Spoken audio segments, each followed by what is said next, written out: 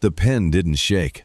Amara Okonkwo held the pen the way a surgeon holds a scalpel, with precision, with purpose, and with the absolute certainty of someone who knows exactly what they're about to cut. She sat at a white table on the back lawn of the Ashford estate, the property that Marcus Ashford III claimed was his birthright and his legacy, even though Amara's hands were the ones that had turned its dying soil into a working farm.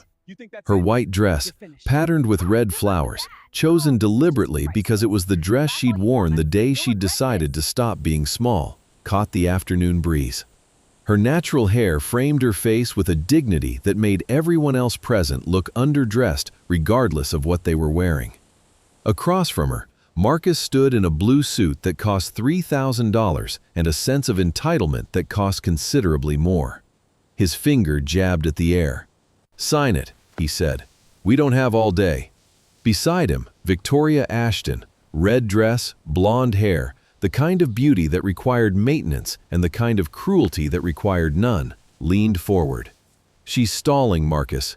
She always stalls. It's what weak people do when they know it's over." To Marcus's left, his attorney reviewed the settlement one final time. To Amara's right, grandmother Ruth Williams, 81 years old, yellow jacket, spine like a flagpole, sat with her hands folded in her lap and said nothing. She had not spoken a single word since they'd arrived. She didn't need to. Her silence was a statement. And behind them all, on the manicured lawn of an estate that Marcus Ashford was about to lose in ways he could not yet imagine, a patch of sky was empty. It would not be empty for long. Amara looked at the divorce papers. 27 pages. 4 years of marriage reduced to clauses and subclauses, asset divisions, and custody of property. Marcus had offered her $18,000 and a used car. For 4 years. For the farm she'd built from nothing. For the soil she'd rehabilitated, the greenhouse she'd designed, the crops that had tripled the estate's agricultural income. $18,000. She almost admired the audacity. "You know," Amara said, her voice calm, conversational, as if she were discussing the weather, "I spent 3 years trying to understand why you married me." Marcus rolled his eyes. "Here we go. You didn't marry me for love. You married me because your father's will required you to be married by 35 to inherit this property. And I was convenient, educated enough to be presentable, poor enough to be controllable, and foolish enough to believe you when you said forever. Sign the papers." "I'm signing them." Amara uncapped the pen. "I just want you to hear something first." Victoria crossed her arms. Marcus's mother, Evelyn Ashford, who had once told Amara at Christmas dinner that she was a lovely girl for someone of your background, shifted in her garden chair. Grandmother Ruth's eyes moved to the horizon. Just for a moment, just a glance, then back. "You told me I had nothing when I came into this marriage," Amara continued. "And you were right. I had nothing. No money, no connections, no family name that opened doors. All I had was my hands, my mind, and a grandmother who taught me that the person who builds the house always outranks the person who inherits it." She looked at Marcus. "You inherited everything, and everything you inherited was dying. This farm hadn't turned a profit in 6 years. The greenhouse was empty. The soil was depleted. You couldn't pay the property taxes, which is why you married me, because I knew agriculture, because I could work the land, because I could make this estate produce again while you played businessman in the city and slept with Victoria in hotels that I was too provincial to be seen in." Victoria's mouth opened. Marcus's hand came up to silence her. "Amara, none of this changes." "It changes everything." Amara's voice didn't rise. If anything, it dropped. Lower, quieter. The kind of quiet that made people lean in. "Because while you were busy underestimating me, I was busy documenting everything. Every redirected payment, every contract signed in my name without my knowledge, every tax filing that listed income from my agricultural work as your personal revenue, Every dollar Victoria's boutique received from accounts funded by the estate I built. The attorney's pen stopped moving.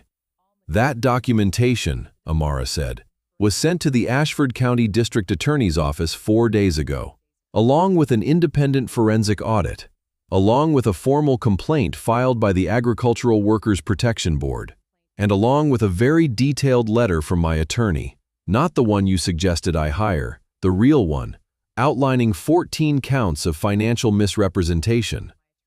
If you want to see the exact moment Marcus realizes this divorce was never his win, subscribe right now, because what happens next changes the whole story. Marcus's face did something interesting. It didn't go pale all at once. It went pale in sections. First the forehead, then the cheeks, then the lips, like a tide going out. You're bluffing. I have never bluffed in my life. Ask your mother. She's watched me work this soil for 4 years. She knows I don't bluff. I produce. Amara turned to the divorce papers. Page 27. The signature line. She signed. Clean. Steady. The pen didn't shake. She set the pen down, slid the papers across the table, and stood. Victoria laughed. It was the sharp, relieved laugh of someone who thinks they've won. She turned to Marcus. Finally. I told you she'd fold. They always fold. Marcus's mother exhaled. His attorney began collecting the papers. Grandmother Ruth looked at the sky again. And then the sound came. Not loud at first. A distant rhythmic thudding that could have been anything. A truck on the country road. Construction somewhere nearby. But it grew. Steadily. Relentlessly. Until the thudding became a roar and the roar became a shadow that swept across the estate lawn like a dark hand. A black helicopter descended onto the grass 300 feet from where they stood. The downdraft flattened the crops in the nearest row, sent loose papers scattering from the attorney's briefcase, whipped Victoria's hair across her face, and made Marcus take an involuntary step backward. Victoria stopped laughing. Marcus stopped breathing. The helicopter's rotors slowed. The door opened. The man who stepped out moved the way certain men move, without hurry, without hesitation, as if the ground itself adjusted to accommodate his stride.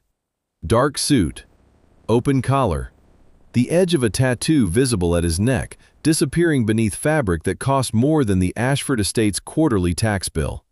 2 men flanked him, security clearly, from the way they scanned the property before their employer had fully descended. He walked across the lawn toward the table. Past the garden beds Amara had planted. Past the greenhouse Amara had rebuilt. Past the rows of organic produce that Amara had cultivated from dead soil into a thriving operation. He stopped behind her chair.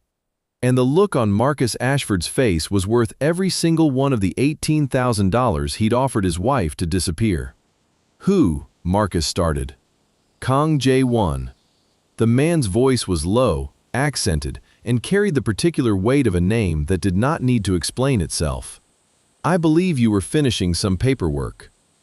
Grandmother Ruth Williams had lived in Busan, South Korea, for 11 years. This was not widely known. It was not the kind of detail that Evelyn Ashford would have considered relevant about her son's wife's family. But it was the detail that changed everything. Ruth had gone to South Korea in her 50s, following a teaching fellowship.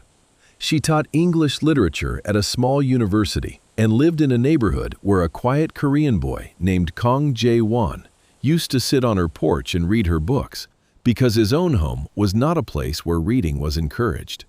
Ruth had fed him, taught him, recommended the university that became the foundation of his education. And when Jae-won built his empire, an empire that spanned shipping, real estate, and the invisible architecture of East Asian commerce, he never forgot the American grandmother who had given him Shakespeare and soup when he had neither. When Ruth called him 7 months ago and said, "My granddaughter is in trouble. A man is stealing everything she's built. She's too proud to ask for help and too good to fight dirty. She needs someone who isn't." Jae-won's response was 3 words: "Send me everything." Amara didn't know about the call. Not then. She spent the next 7 months thinking she was fighting alone. documenting Marcus's fraud, consulting lawyers, building her case. She didn't know that every attorney she contacted had already been briefed, that the forensic auditor who offered his services pro bono was on Jae-won's payroll, that the district attorney who agreed to review her complaint had received a call from someone whose name opened doors that didn't officially exist. She found out on the day Jae-won arrived at the estate, not from Ruth, from Jae-won himself. "Your grandmother asked me to help," he told her, standing on the lawn after Marcus and Victoria had been escorted from the property by the sheriff's department, who had arrived 11 minutes after the helicopter, which was not a coincidence. "7 months ago, I've been supporting your case from behind the scenes." Amara looked at him, then at Ruth, then back at him. "You've been helping me for 7 months, and you didn't tell me? You didn't need to know. You needed to fight your own fight. I just made sure the fight was fair." Now tell me your take. Was Ruth protecting Amara, or had she been quietly controlling the board the whole time? Amara searched for the word. "That's either the most respectful or the most infuriating thing anyone has ever done for me." "It can be both," she laughed. It surprised her. The first real laugh in months, and it came out cracked and raw and alive. Ruth, standing behind them, smiled the smile of a woman who had been planning this moment for 7 months and was satisfied with the results. The district attorney's investigation moved swiftly once it became clear that Amara's documentation was comprehensive, and Jae-won's forensic team had left no ambiguity. Marcus Ashford III was charged with 9 counts of financial misrepresentation, 3 counts of fraudulent property transfer, and 2 counts of tax evasion. His family estate, the property his father's will had tied to his marriage, the property whose agricultural value existed entirely because of Amara's labor, was placed under court supervision. Victoria Ashton's boutique, funded by redirected estate income, was shuttered when the source of its capital was made public. Her social media, which had spent 4 years posting photos of a lifestyle built on someone else's work, went private within 72 hours. Evelyn Ashford, Marcus's mother, was not charged with anything, but at the final hearing, when the judge asked if she had any statement, she looked across the courtroom at Amara and said, "I underestimated you." It was not an apology, but it was the closest Evelyn Ashford had ever come to one, and Amara accepted it as such. Marcus himself stood in that courtroom in a suit that no longer fit the way it used to, not because of weight, but because the posture of a man who believes he's untouchable is very different from the posture of a man who has discovered, publicly and permanently, that he is not. His attorney negotiated a plea, community service, restitution, a public record. The property was awarded to Amara in the settlement. Every acre, every building, every row of the farm she'd built. Now you've seen what happens when the person they underestimated stops playing defense. Subscribe if you haven't already, because the next story starts the same way, with everybody laughing too early. She stood on the porch of the estate that evening and looked at the greenhouse, the garden beds, the fields she'd brought back from nothing. Grandmother Ruth brought her tea. "So," Ruth said, "what are you going to do with it?" "Keep farming," Amara said, "but I might need a bigger greenhouse." "And the Korean gentleman who arrived by helicopter?" Amara took a sip of tea. "He's interesting. He's been interesting since he was 14 and reading James Baldwin on my porch in Busan." "Grandma, I'm just saying, a man who reads Baldwin and flies helicopters is a very specific combination." The farm was thriving. Amara had expanded the greenhouse, hired a small team, and signed a distribution contract with a Seoul-based organic food company. The company was owned by Haejin Group.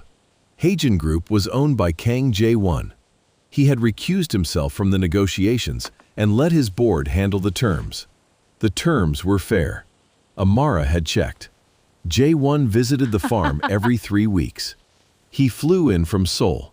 He always brought a book for Ruth. He always walked the rows with Amara, asking about soil composition and crop rotation with the genuine curiosity of a man who knew nothing about agriculture and found that ignorance fascinating rather than embarrassing. On his fourth visit, standing between rows of winter greens, Amara stopped walking. "Why do you keep coming back?" "Because your grandmother's tea is exceptional." Jae-won. He turned to face her. The tattoo at his neck caught the late afternoon light. His expression was the same one he'd worn on the day he'd stepped off the helicopter. Calm, certain, unhurried. "Because 7 months ago, your grandmother told me about a woman who was being destroyed by a man who didn't deserve her. And I expected to find someone who needed saving. Instead, I found someone who had already saved herself and just needed the world to stop cheating long enough for her to prove it." He paused. "I keep coming back because you are the most impressive person I have ever met. And I have met heads of state." Amara looked at him. She looked at the farm she'd built. She looked at the greenhouse, the soil, the life she'd grown from nothing. "You read James Baldwin on my grandmother's porch." "I did." "She says you were shy." "I was." "You're not shy now." "No." A small smile. "I'm terrified. There's a difference." She reached out and took his hand. His fingers closed around hers, firm, warm, the grip of a man who had once caught empires and was now holding something he considered infinitely more valuable. "What was the exact moment you realized Amara was never losing? Tell me your take. Was it the pen, the helicopter, Ruth's plan, or Marcus's face when Kang stepped out?" They stood in the field. The sun was setting. Ruth watched from the porch with her tea and her satisfaction, and the quiet knowledge that some investments take decades to mature and yield returns that no financial statement can capture. I'll see you in the next story.